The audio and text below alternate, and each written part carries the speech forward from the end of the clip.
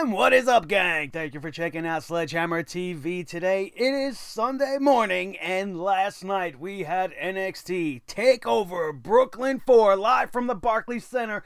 I was sitting there in section 121 for the whole entire event, and I am going to bring the hammer down on last night's events right here and right now for you guys like only I can do on the newest, fastest rising podcast in all of YouTube, iTunes, Stitcher, Radio, Spotify, and oh yeah, Podbean, baby. Take that, mother. It's the Sledgehammer Wrestling Show. Let's do it. NXT, NXT, NXT.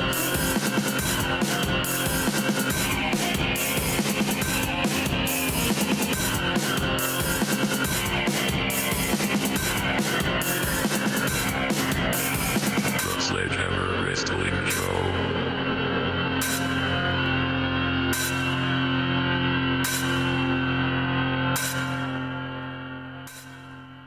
Alright, wrestling fans, thank you so much for joining me. My name is Nick Nightmare. Along with me is the best tag team in all of professional wrestling podcasting, Thor the Sledgehammer, the official Sledgehammer of the Sledgehammer Wrestling Show, and most importantly, the wrestling god of Thunder, his tag team partner, the world's heavyweight champion of all the microphones in the entire universe. He is Mr. Blue the Snowball. Thank you guys for checking out the Sledgehammer Wrestling Show's NXT TakeOver Brooklyn review. My God, you guys, the difference is night and day. We say it every single time an NXT TakeOver rolls into town and has to compete with one of the big four pay-per-views brought to us by the World Waste Entertainment Company. I don't even understand how NXT is underneath the same company banner as Raw and SmackDown and everything else that they're doing up there. How is it possible? How is it possible for them to have a show so fucking good and give you everything that you could ever want out of a wrestling show with a mere 5 matches? Most of which are rematches and points in a rivalry that are either culminating or taking a turn in one way or another. Storytelling.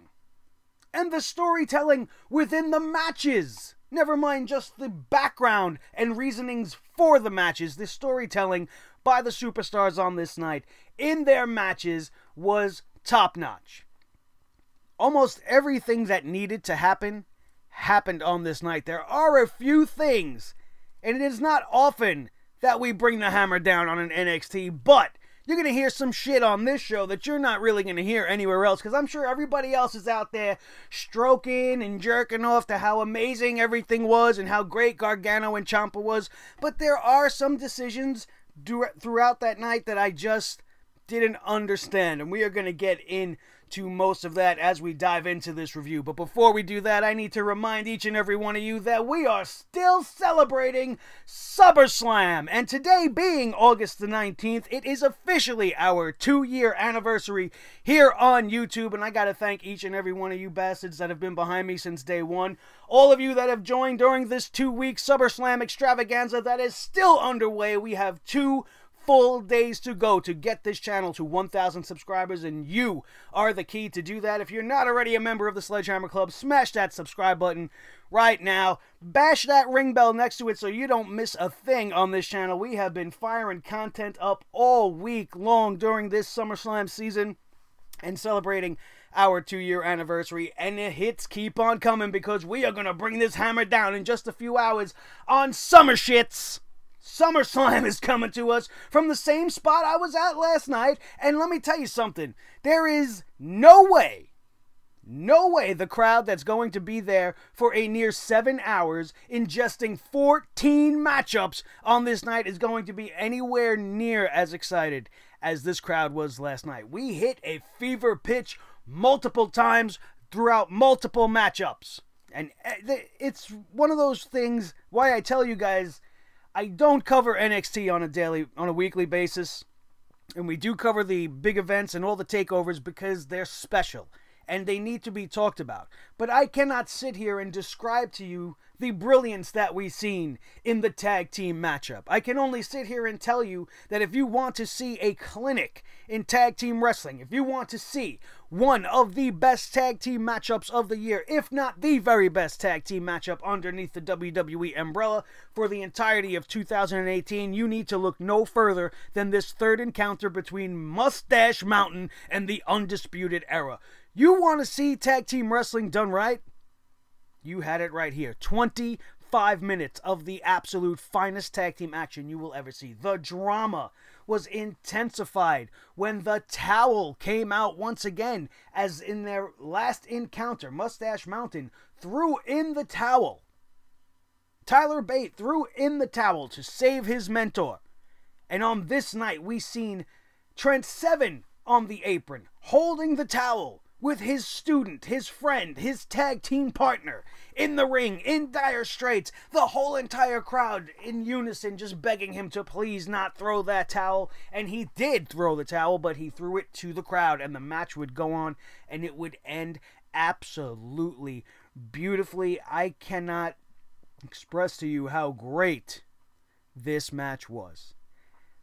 What I did not enjoy, and here's where the hammer starts coming down, and some of you guys might be like, oh, this guy's fucking crazy. But listen, this is my show, this is my opinion, these are my feelings, and you can take and do with them whatever you want. Hopefully they make you subscribe and hit the like button. If not, then so be it. But the fact that War Machine came out and made a statement as the Undisputed Era would retain their tag team championships, doing away the challenge of Mustache Mountain, as formidable as it was, and get their asses handed to them by the War Machine. Now, the maneuver that they pulled off was absolutely spectacular. The guy, I don't know which one was which, but one of them picked up Kyle O'Reilly, threw him up pretty much into the rafters, and as he came down, the other guy caught him and hit him with a Braun Strowman-style power slam. It was unbelievable to behold. And watching it live, the guy looked like he was just going to keep going up into the friggin' sky. It was unbelievable.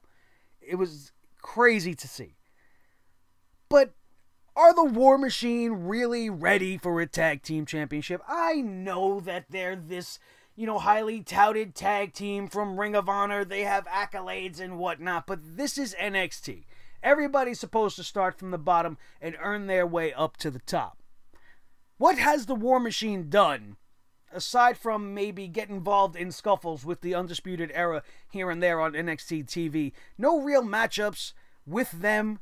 We haven't seen any real big match for them to put them in, at least in my mind, in contention for the NXT Tag Team Championships.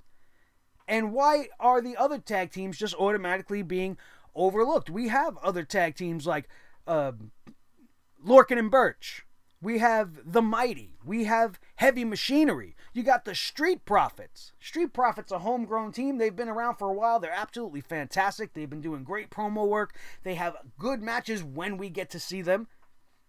Why aren't these guys being placed as temporary opponents while you're trying to build up the War Machine? You have the Undisputed versus the Street Profits. I'm sure they would make that more than interesting. And along the way, you have a Heavy Machinery versus War Machine, and they have a knockdown, drag-out fight. Maybe do something to make the crowd that are not familiar with their independent spoils get behind War Machine. I feel like they're just being pushed maybe a little too quickly into the title thing. I'm not one of these guys that is all over the indie guys, and as soon as they come in, want them to have everything. I could tell you guys the same exact thing about Ricochet and how I don't believe he should have won the championship tonight, and we're going to get into that a little bit later on. But as far as War Machine goes, that's going to be where we're headed, and we're going to have to deal with it. Not that it's a bad thing. I'm sure some of you guys are really excited for it. I just think that the Undisputed Era is way more over than War Machine. If you listen to the crowd, they reacted to the maneuver, but they didn't seem all too behind War Machine. Not as much as you would at least think, anyway. EC3 versus the Velveteen Dream. I cannot say enough about the Velveteen Dream. He is absolutely my favorite superstar in all of NXT right now. The matchup was exactly what it needed to be. EC3 since coming to NXT, has not done shit either. Much like I said about War Machine, I haven't seen EC3 in any sort of a big-time matchup, anything that really would make him look like the star he should be booked as. There's so much top-level talent in NXT right now that maybe EC3 is kind of being lost in the shuffle. But this match on this night definitely put him in a better light, at least in my opinion. And the Velveteen Dream has consistently, on the last few NXT takeovers, given us match of the night candidates and has not come out on top. So he definitely needed a win. Winning over an opponent such as EC3 is a big deal. I just wish they would have made EC3 feel at least like he was on the same level as the Velveteen Dream. It just seemed a little bit off to me. The story of this match, really, more than anything, was the Dream's tights, as it had "Call Me Up Vince" written on his ass. And all I want to say to that is, please don't. Vince, put your phone down, because you do not deserve the Velveteen Dream. You have no idea what to do with the Velveteen Dream, and you will just ruin the Velveteen Dream. I don't want to see him on the main roster anytime soon. He has a lot more that he needs to accomplish in NXT. He needs to get some championship gold, and the win he got tonight over EC3, the top 1%er, just might put him in a better position to do that. We've seen in this matchup the most impressive thing that I've seen in a while, especially from the Dream. He did the rolling Dream Valley Driver to EC3 on the apron, on that steel beam at the edging, the hardest part of the ring, and then followed it up with that purple Rainmaker elbow onto that very same apron, rolled him into the ring, and got the victory. And it was an absolutely great match for both men, both coming out looking like aces, and hopefully they take EC3 a little bit more seriously. Hopefully they elevate the Velveteen Dream into a more main event spotlight, and NXT is in good hands with its future. Nothing really negative to say about it altogether. Let's get a little negative for a second, because as I was telling you guys with the whole War Raiders, War Machine thing, when you bring in a big independent name to NXT, it doesn't excite me. I actually prefer the homegrown talent. I don't like when a guy like Matt Riddle shows up and it's supposed to be a big deal. I got people already getting at me because I could give two shits about Matt Riddle. Why do I give a shit about some Carrot Top lookalike, right? I seen the picture come up on the screen. I'm looking up before the graphic hit, and I'm like, oh, when did Carrot Top decide to come to fucking town? I mean, he's all beefed up like Carrot Top. For a minute, I thought maybe it was Shawn White. I'm like, when did Shawn White stop snowboarding and decide to try his hand in pro wrestling? How did he grow 2 feet and get all jacked up? He must have got on the roids. Who the fuck is this guy? Matt Ridiculous. If you're a Matt Riddle fan, you are gonna hate me, because I don't like him, bro. He is not impressive to me. He's nothing I haven't seen before. Just another independent guy, another failed MMA jerk-off who's coming in and now he wants to rip off RVD's shtick, right? He's going to come around being the high guy, the weed-smoking guy. Get the fuck out of here, will you? I don't need more MMA failures in my professional wrestling. You couldn't hack it fighting for real, so now you're going to come and do it this way. Because at least this way you can get a win. And everybody's going to look at you like you're a big fucking deal. How big of a deal is Bobby Lashley? Look at what they're doing to the women's division because of Ronda Rousey. Does she truly deserve to be the front figurehead on the poster for the Women's Evolution pay-per-view? She's been here for 2 months. I don't give a shit who she was. We need to see who they are now. What they could bring to the ring. I don't give a shit about his independent stuff. Matt Riddle was supposed to come to a House of Glory event and he fucking flaked out. He didn't even show up. So I don't even have a live perspective of him, but from what I have seen of him in my exploits on the internet and watching where some of this shit that people keep sending me, he ain't shit. He ain't shit that we have not seen before. And I'm not looking forward to him being part of it at all. They're going to put this guy right in the top spot. Why? They're going to bring him in. They're going to put him over Keith Lee. Keith Lee, I understand. This guy? Matt, ridiculous. Go smoke a bone and stay in the back with Titus and them. Immediately, I was relieved because I was treated to the greatest match that I have seen all night.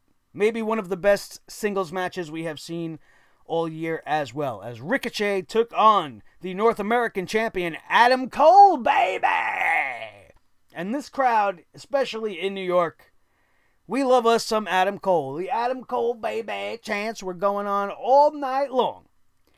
And it was a whole lot of fun, as you could imagine. This match is really what NXT TakeOver is all about. Two wrestlers that are of equal caliber. They are the best of their generation. Two guys that truly deserve to be on the main roster and shouldn't even be in NXT. You can put this match as the main event of any show all year long. This match and the quality we got could have main evented of WrestleMania. Think of the main events we've had for WrestleMania over the last 5 years. You're going to tell me any one of those was better than last night's Ricochet versus Adam Cole match? If you believe that to be a fact, then you need to leave this channel right now. Because that's just asinine. This match couldn't have been any better. It was everything I expected and more. Ricochet's fluidity in his movements, his agility in the ring, is just incomparable to anybody else. The closest comparison, if I had to, I'd say this guy's like a bigger version of a Rey Mysterio. The things he does in the ring defy gravity. They defy logic and reason. Adam Cole, an absolute perfect professional wrestler.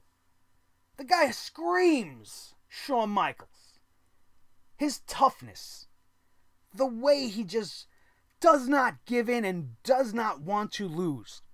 The will he has to win, and he wants to be the very best in the business. He took every single shot that Ricochet could dish out on this night, and still came back for more each and every single time. My favorite sequence of the night would come when Adam Cole would execute a super kick on Ricochet as the guy was upside down in midair. He ran to the ring and did a springboard moonsault. And while he was mid-air, hanging upside down, Adam Cole caught him right in the neck with a super kick. It was something amazing to behold. Everything else that happened on this night between these two guys it's hard to talk about. You can't describe it properly and do it any justice. Like I said, during this one match in particular, the crowd, we were just so invested. That's the best word for it. We were just enthralled by what we were seeing in the ring. The athleticism and the talent from these two guys, second to none. I truly believe this match was the match of the night, even over the main event. It was unbelievable. However, I do not like Adam Cole losing this match. I thought the Undisputed Era would come out and interfere, causing Ricochet to get the win via disqualification, thus being able to set us towards War Games and maybe start to build something towards that. Ricochet will have to find a couple of partners, and then they can be in the War Games against the Undisputed. Whoever else they want to throw in there, that would be fine as well. But this is a perfect opportunity to do that and not make a change from the championship going from Cole to Ricochet when Adam Cole has barely had time to do shit with this championship. How many big-time title defenses has he had? What has he done to really impress you as the North American champion as of yet?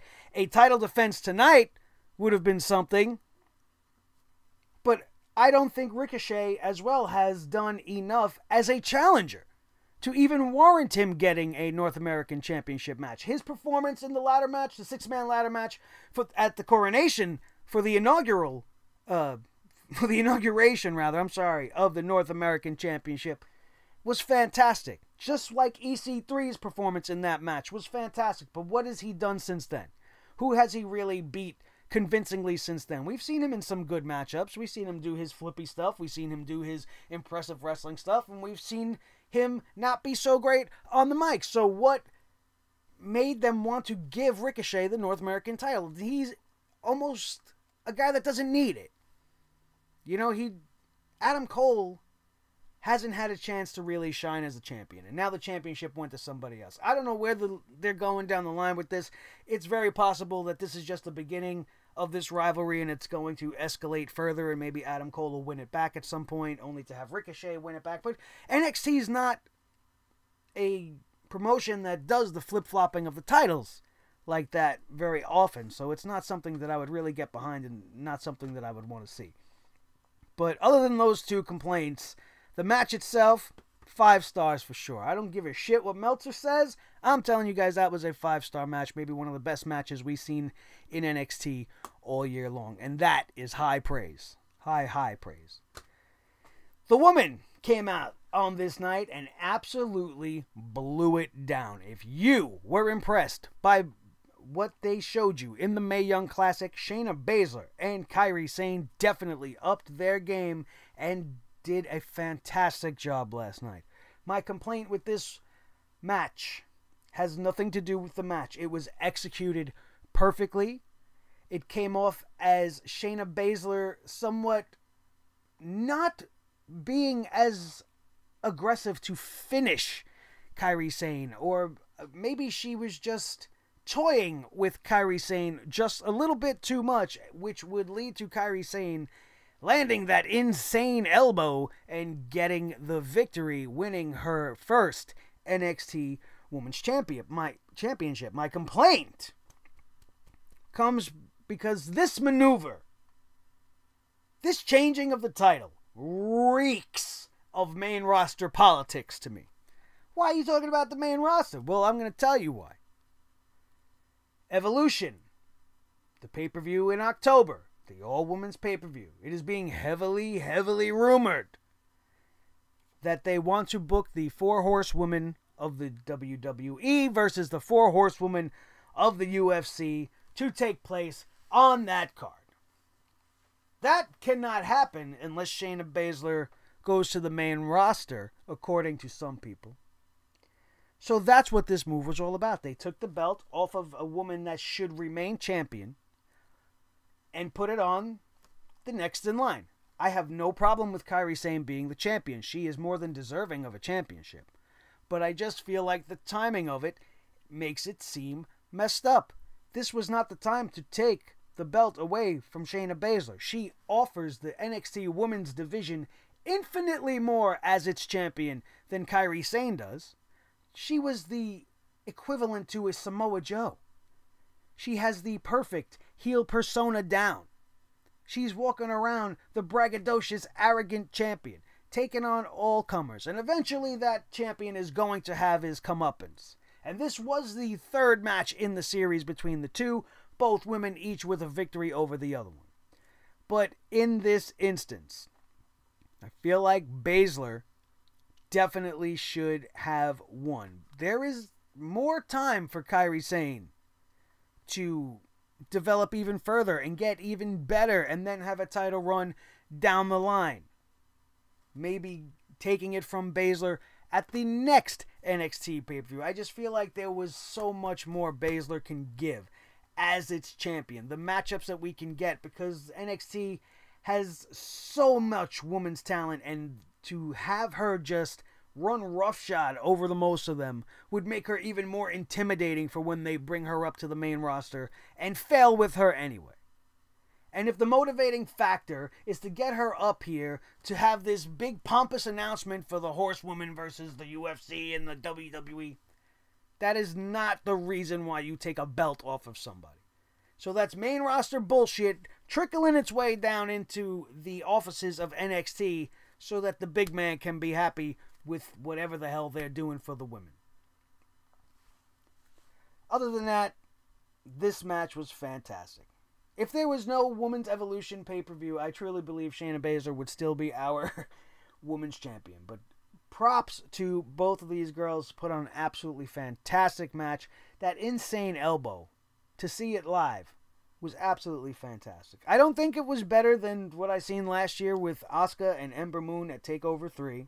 That's just my personal opinion. But it was fantastic. And Kairi Sane is our new NXT Women's Champion. Wrapping up the night, we had Johnny Gargano and Tommaso Ciampa, the last man standing match. An absolute brutal affair. I do have some things to say about this match as well. I did expect it to go a little bit longer. It seemed to end somewhat abruptly. And if you follow me on Twitter, you might have seen some of the live tweets I was doing from the Barclays Center last night. And when I was leaving, I went on a little bit of a rant about how disappointed I was at the way this match ended. And that could have been coming from a place of, you know, where I was in the arena. I couldn't really see what was going on as Gargano and Ciampa made their way up to the stage and was fighting along the entrance ramp and whatever. And somehow, some way, Tommaso Ciampa got handcuffed to something. It was very hard to see what was going down. The screen and the camera was just not what I wanted to look at. I'm not there to watch TV. I'm there to watch the action, so I'm trying to see what was going on. And then the bell just kind of rang, and it just didn't translate very well to the live audience, at least to this guy in the live audience. I really didn't even understand how the whole match ended. Just seemed like Ciampa made it to his feet right at the very last minute. He got to his toes, and then the match was over, and it just was so abrupt, and they only seemed to have wrestled for like 20 minutes, and it was barely 9:30, and I thought we were going to at least have another 20 minutes in the match, and I can just tell that the way they booked this match, this is not what they had intended. The triple threat match was probably going to be much better in hindsight. Probably would have rather have seen that, but the match itself was very intense, as Gargano and Ciampa do not disappoint in their match quality. I just did not like the way the match ended. I'm going to have to go back and actually watch on the network so that I could truly understand. Maybe I should have did that before I came and did this review, but I wanted to give you guys my opinions based off of my encounter live. So being there live, I voiced my displeasure. I was not the only one in the crowd. There were some people in the crowd that, although you heard the boos, and I'm sure you assumed it was because Ciampa was announced the winner, there was a lot of fans, at least in my particular area, that were just like, what? That's it? It's over? Like, what the hell happened? And we were booing because that kind of sucked, because it just didn't culminate and it didn't really deliver. On my perspective, from where I was sitting, it didn't deliver. I'm going to go back and I'm going to watch it, and I'm sure I'm going to regret even saying those words to you, and you're probably all looking at me like I'm fucking nuts, but that's how it was live. I didn't see anything. I couldn't tell what was going on, and then the match was over, so I felt somewhat underwhelmed. I didn't feel ripped off. I enjoyed myself for the entirety of the event. But I do have my opinions, and that is why I hold Thor, and we bring the hammer down where it is necessary, even when it's on an NXT. When I see something that I don't really understand, I'm going to tell you guys my point of view. Otherwise, why else are you here, unless you enjoy my point of view? But NXT TakeOver, absolutely a fantastic show, despite my few little nitpickings, which you ain't going to hear from anybody else. Guaranteed. You could listen to literally anybody else. They're going to go up and down this card and tell you how great every single aspect of everything was. But I'm here to bring the hammer down. I'm not just here to lick cock. You know what I'm saying? As much as I love me some NXT, comes out when I deem necessary. Hopefully you agreed with what I have to say. If you don't, feel free to voice your opinion in the comment section down below. I welcome all forms of debate. Friendly debate. Don't be disrespectful or I will boot your ass right out of the comment section. So behave yourself, but don't hold back at the same time. And while you're doing that, you can make sure that we try to achieve our goal. We got 2 days left to hit that 1,000 subscriber mark, and 2 days left for you guys to pick up your official merchandise. Once you become a part of this club, it is there for you guys at teespring.com. The information is down in the description box below. It will be up on the screen as we hit the outro, because there's not really much more we can say. You want to see how great Gargano and Ciampa was? It was fantastic. Ciampa pulled up the ring mat, exposed the wood from the bottom. There was a lot of great, very brutal shit that went on in that match. I just didn't like the way it ended. But I'm going to go back and watch it, and maybe that'll change my opinion. Or maybe you can change my opinion. You let me know why maybe I'm being just a little bit too hard on what was probably the best pay-per-view of the year so far for the WWE. Thank you very much, you guys. This is my buddy Thor, the Wrestling God of Thunder, the official Sledgehammer of the Sledgehammer Wrestling Show. His tag team partner, the World Heavyweight Champion of all the microphones in all the world, Mr. Blue. We're so glad to be with you, and we, all three of us, are so glad to be with you guys. Thanking you once again for being here with us today. Don't forget to like, share, and subscribe, and make SummerSlam the absolute best SummerSlam 2018 that we could ever have. Thank you guys all so very much. That is going to do it, and we are out of here, and we will see you in a few hours for the review of ShitterSlam. SummerSlam is way better, so make sure you subscribe and hit that ring bell so you don't miss our review of Summer Shits, because it is going to be a good one. Thank you guys so much. We're out of here. We'll see you next time, right here on the Sledgehammer Wrestling Show.